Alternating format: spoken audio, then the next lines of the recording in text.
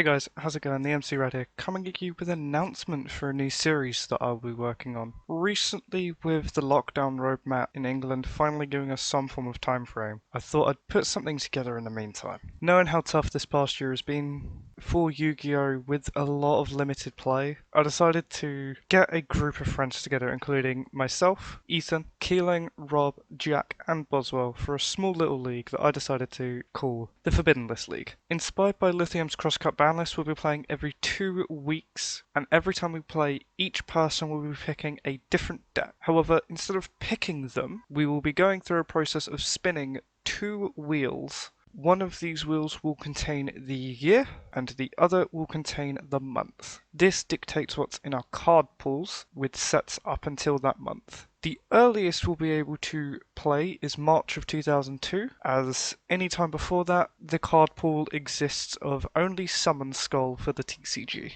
Once we've been given our card pool timeframes, we will go and check the ban list before that. So for example, if a player gets 2012 and February, they will be playing under the September 2011 ban list. If they get a month which has a ban list on it, they will use that one, and during this time we will have about a week's worth of players being able to solo test as well as test against other decks. This is something that is very casual to us. We're just having a bit of fun. There may be some rules, things that go over each other's heads just because of how cards interact slightly differently between the years. With example, if a card's been errated, we will be using the old card's text during that time. So for example, with cards like Necro Valley being another one, as well as Red Ice Darkness Metal, those two key ones come to my mind first, with erratas being different turn frames. A few things do have to be cleared up when it comes to rules. For example, decks before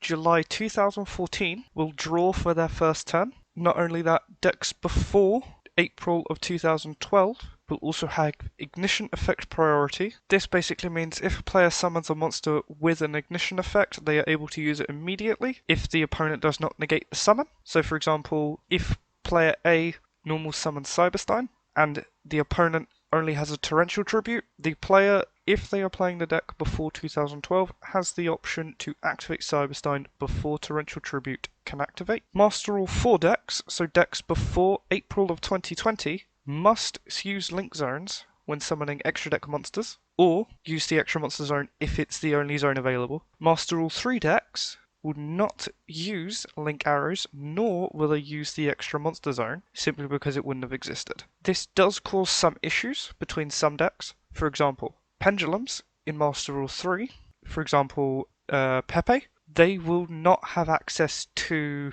the old scales which were on either side of the playing field. Instead, they will use spell and trap columns 1 and 5 as they currently are. Field spells will be under current rules, meaning both players can control one field spell. The last common thing that we are doing until it comes up later is effects and cards must be in their trigger locations to activate. So for example, if player A activates Dante to mill 3 as cost, and player B responds with a DD Crow on, for example, a Graph that goes to graveyard, Graph will not trigger because it is not in the graveyard when it needs to trigger.